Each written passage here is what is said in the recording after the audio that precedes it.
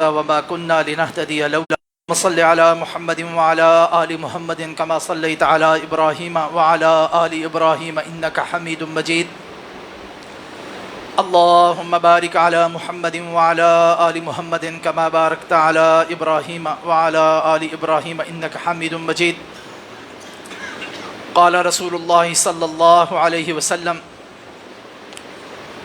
من سره أن يستجيب الله له عند الشدائد والكرب فليكثر الدعاء في الرخاء۔ جناب ابو ہریرہ رضی اللہ تعالی عنہ روایت کرتے ہیں کہ رسول اللہ صلی اللہ علیہ وسلم نے فرمایا، جسے یہ بات اچھی لگے، جسے یہ بات پسند ہو کہ مشکل وقت میں اور دکھ کی گھڑی میں اللہ سبحانہ و تعالی اس کی دعاؤں کو قبول کرے، تو ایسے شخص کو چاہیے کہ وہ جب آسانی، کشادگی اور فراخی ہو تو وہ اس وقت کثرت سے اللہ سبحانہ و تعالی سے دعائیں مانگا کرے۔ یہ حدیث مبارکہ اور یہ دعا کے حوالے سے رسول اللہ صلی اللہ علیہ وآلہ وسلم کے یہ فرمان دراصل ہمیں یہ بات یاد دلاتا ہے کہ اللہ سبحانہ و تعالیٰ کے ساتھ اس کے ایک بندے مومن کا تعلق اور اس کی نوعیت کیا ہونی چاہیے۔ کیا یہ تعلق محض جز وقتی، کبھی کبھار کا، جب ضرورت پڑ گئی، جب مصیبت اور تنگی اور پریشانی آ گئی تو انسان اللہ کی طرف رجوع کر لے کہ کوئی اور چارہ تو ہے نہیں، بات تو کہیں اور سے بن نہیں رہی، اپنا سارا زور، اپنی ساری جد و جہد، اپنے سارے وسائل لگا کر، سفارشیں کروا کر، سب کچھ کرنے کے بعد جب کچھ نہیں بن رہا تو پھر انسان کے پاس اللہ سبحانہ و تعالیٰ کے علاوہ کوئی چارہ نہیں رہتا۔ یا یہ صورت ہے کہ ایسی صورت میں یہ بندہ اللہ کی طرف رجوع کرتا ہے، اپنی جھولی پھیلاتا ہے، ہاتھ پھیلاتا ہے، دل کو اللہ سبحانہ و تعالیٰ کی طرف متوجہ کرتا ہے، یا صورتحال اس کے برعکس ہے، اور وہ یہ ہے کہ ایسا شخص جس کا ہمہ وقت اپنے رب کے ساتھ ایک تعلق ہے۔ بنیادی طور پر اس حدیث مبارکہ میں یہی بات بتلائی گئی ہے کہ مومن کی شان یہ ہے کہ اس کا ہر وقت اللہ کے ساتھ ایک تعلق قائم رہنا چاہیے، اللہ کے ساتھ ہمہ وقت ایک تعلق ہونا چاہیے، ایک یارانہ ہونا چاہیے، ایک دوستی ہونی چاہیے۔ اللہ کے ساتھ ہر وقت انسان ایک بندھن میں، ایک تعلق میں بندھا ہونا چاہیے۔ اور پھر یہ ہوتا ہے کہ جب انسان سکھ میں ہوتا ہے، چین کی گھڑی میں ہوتا ہے، کشادگی میں ہوتا ہے، مالی طور پہ کوئی پریشانی نہیں ہوتی، اولاد کی طرف سے کوئی پریشانی نہیں ہوتی، رزق فراوانی کے ساتھ مل رہا ہوتا ہے، اعزہ و اقارب اور خود بڑی صحت میں، تندرستی میں، اچھی حالت میں انسان ہوتا ہے، کوئی بڑی پریشانی، معمولی پریشانیاں تو ہمیشہ رہتی زندگی میں، کوئی بڑی پریشانی، کوئی بڑی موذی بیماری، کوئی ایکسیڈنٹ، کوئی تکلیف، کوئی مصیبت، پریشانی نہیں ہوتی، اور انسان سوچتا ہے کہ کافی عرصے سے اللہ کا شکر ہے کہ کوئی بڑا مسئلہ نہیں ہوا۔ تو ایسے وقت میں جب انسان یہ سوچنے کے بعد بس سر جھٹک کے آگے چل پڑے، ایک یہ رویہ اور دوسرا رویہ یہ ہے کہ یہ باتیں سوچنے کے بعد انسان فوری طور پر اللہ کی طرف اپنی توجہ کرے، ہاتھ پھیلائے، دل کو اللہ سبحانہ و تعالیٰ کی طرف مائل کرے اور دعا کرے اللہ سبحانہ و تعالیٰ سے۔ دعا کے حوالے سے یہ بات یاد رکھیں کہ بہت ساری دعائیں ہیں جن کا ہم ذکر بھی کرتے رہتے ہیں کہ وہ نبی کریم صلی اللہ علیہ وآلہ وسلم سے ماثور ہے، یعنی مسنون دعائیں جسے ہم کہتے ہیں کہ آپ نے خود وہ الفاظ سکھائے، قرآن میں بیان ہوئے ہیں یا نبی کریم صلی اللہ علیہ وآلہ وسلم نے وہ الفاظ سکھائے۔ اگر تو وہ انسان کو یاد ہیں تو ان سے دعا مانگنا زیادہ اچھی بات ہے، یاد نہیں تو مفہوم کے مطابق انسان اپنی زبان میں، اپنے خیالات میں جو جس انداز میں اللہ کی طرف رجوع کر سکتا ہے رجوع کرنے کی کوشش کرنی چاہیے۔ تو نبی کریم صلی اللہ علیہ وسلم نے یہی بات ارشاد فرمائی کہ جب انسان سکھ کی گھڑی میں ہو اور اس وقت وہ اللہ سبحانہ و تعالیٰ سے مانگے اور اس کی طرف رجوع کرے، دعا کرے، تو اس کا نتیجہ کیا نکلتا ہے کہ جب انسان مصیبت اور پریشانی اور دکھ اور کرب میں آ جاتا ہے، کوئی بیماری آ کے پکڑ لیتی ہے، کوئی نقصان ہو جاتا ہے کاروبار کا، مال کا، اولاد کا، کسی سخت گھڑی میں آ جاتا ہے، کسی آزمائش میں آ جاتا ہے، تو اس وقت بھی ظاہر ہے وہ اللہ سے ہی دعا مانگے گا، مگر اس وقت جو مانگی ہوئی دعا ہے اس سے زیادہ بہتر دعا وہ ہے جب وہ انسان کشادگی میں تھا، آسانی میں تھا، اور وہ دعا آج بھی اس کی مدد کرے گی،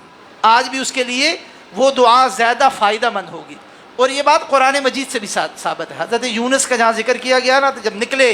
اور مچھلی کی پیٹ میں چلے گئے، فلولا انہ کان من المسبحین للبث فی بطنہ الی یوم یبعثون، اللہ سبحانہ و تعالیٰ نے یہ جب کہا نا لا الہ الا انت سبحانک انی کنت من الظالمین، اور اللہ نے جب فیصلہ کر لیا کہ اب یونس کو نکالنا ہے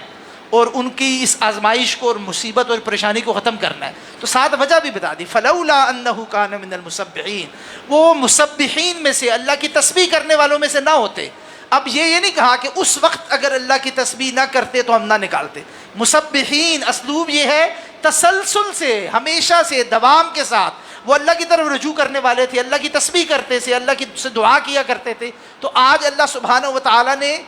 آج کی دعا سے بھی اور پہلی سی کی ہوئی دعاؤں کی وجہ سے بھی ایک چونکہ اسلوب تھا، پیٹرن تھا، تو مدد کر دی اور ان کو اس مصیبت اور پریشانی سے نکال دیا۔ اور اس کے برعکس قرآن ہی میں اللہ نے فرعون کا ذکر کیا ہے کہ جس وقت پکڑ میں آ گیا نا اللہ سبحانہ و تعالیٰ کی طرف سے، پانی کی بحر موجوں کی نظر ہونے لگا، تو فوراً کہنے لگا جی میں اب توبہ کرتا ہوں، الآن وقد عصیت قبل وکنت من المفسدین، اب تم توبہ کر رہے ہو۔ یہ اس نے دعا ہی کی تھی نا اپنی طرف سے، رجوع الی اللہ کیا تھا کہ میں اب توبہ، جی اب مجھے نکالنے سے، الآن اب نہیں، وقد عصیت قبل، اس سے پہلے تو میری نافرمانی کیا کرتا، وکنت من المفسدین، تو فساد کرنے والوں میں سے ہے۔ اور وہاں پر مفسدین کا لفظ استعمال کیا، یہاں پر مسبحین کا لفظ استعمال کیا۔ اب میرا اور آپ کا یہ فیصلہ ہے کہ ہم اپنی زندگی میں مجموعی طور پر مسبحین، اللہ کی تسبیح کرنے والے، زیادہ اللہ کی تسبیح کرنے والے، ہر حال میں اللہ کی طرف رجوع کرنے والے، اپنے کام میں، کاروبار میں، دفتر میں، اپنی مصروفیت میں بھی ہو، مگر دل کی ایک کھڑکی جو ہے نا وہ اللہ کی طرف کھلی ہوئی ہے، ایک دھیان اللہ سبحانہ و تعالیٰ کی طرف ہے، جب موقع ملا تو ذکر اللہ سبحانہ و تعالیٰ کے بندہ کر رہا ہے۔ یا تو مسبحین میں سے ہے، اگر مسبحین میں سے نہیں ہے تو پھر مفسدین میں سے ہوگا، اس زمین میں، اس دنیا میں فساد کرنے والا، اپنے گھروں میں بھی فساد، معاشرے میں بھی فساد، اور روز قیامت خود فساد کا شکار ہو جائے گا۔ اس لیے یہ بڑی ہی اہم بات نبی کریم صلی اللہ علیہ وآلہ وسلم نے دعا کے حوالے سے بتلائی ہے کہ دعا فوری طور پر بھی انسان کو فائدہ دیتی ہے، مگر جب انسان اللہ کی نعمتوں سے لطف اندوز ہو رہا ہو تو اس وقت آسائشوں کے میں پڑھ کر، خوشی میں پڑھ کر اللہ سبحانہ و تعالیٰ کو بھولنا نہیں چاہیے۔ اور آخری بات جو دعا کے حوالے سے وہ یہ کہ دعائیں بنیادی طور پہ نا ایک ہوتی ہے دعائے ذکر، ایک ہے دعائے طلب۔ دعائے ذکر یہ ہے، طریقہ دعا کرنے کا یہ ہے کہ انسان، ایک تو یہ نا انسان دعا کے لیے یہ بھی یاد رکھیں، ہاتھ اٹھانے کو خاص اہتمام کرنے کہ جی اب میں وضو کر کے فلاں جگہ پر بیٹھ کر ہاتھ اٹھا کر جھولی اٹھا کر سجدے کی کیفیت میں جا کے دعا کرنے لگا ہوں، یہ ضروری نہیں ہے۔ دعا انسان چلتے پھرتے بھی کر سکتا ہے، اللہ سبحانہ و تعالیٰ سے اس کی خیریت اور عافیت اور اس کے رحم چلتے پھرتے بھی انسان مانگ سکتا ہے، لیکن کوشش یہ کرنی چاہیے کہ دن کے 24 گھنٹوں میں کچھ لمحات انسان بڑی کوشش کر کے، اسپیئر کر کے اللہ سبحانہ و تعالیٰ کے حضور پیش ہو۔ ایک تو نماز میں پیش ہوتے ہیں نا، نماز بھی سراپا دعا ہے، آپ دیکھیں شروع سے لے کر دعائیں دعائیں، مگر اس کے باوجود یہ تو فرض ہے نا اللہ سبحانہ و تعالیٰ کی طرف سے، اس کے باوجود انسان کو بیٹھ کر توجہ اللہ سبحانہ و تعالیٰ کی طرف کر کے، کبھی موقع ملے تو ہاتھ اٹھا کے، کبھی موقع ملے تو جھولی اٹھا کے، کبھی موقع ملے تو ہاتھ اٹھائے بغیر، لیکن اللہ سبحانہ و تعالیٰ سے دعا کرنی چاہیے۔ اور دعا کرنے کے بارے میں یہ بات بھی کئی دفعہ بیان ہو چکی ہے، شروع میں تسبیح، تحلیل، اللہ کا ذکر، اللہ کی بڑائی، اللہ کی توحید بیان کرنی چاہیے، نبی کریم صلی اللہ علیہ وسلم پر درود بھیجنا چاہیے، اس کے بعد دعائیں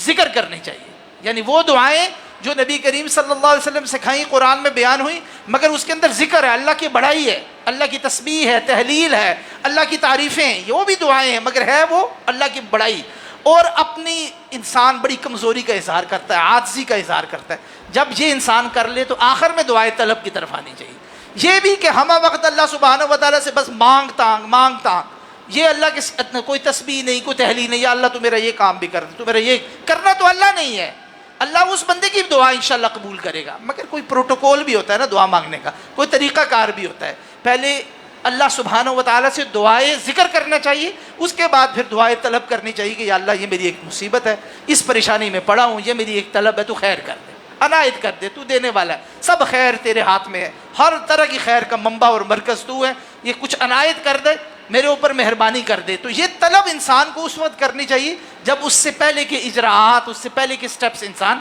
کر لے. اللہ سبحانہ و تعالیٰ سے دعا ہے کہ وہ ان احادیث کو سمجھ کر ان پر عمل کرنے کی توفیق عطا فرمائے. سبحانک اللہم و بحمدک اشہد ان لا الہ الا انت سبحانک استغفرک و اتوب.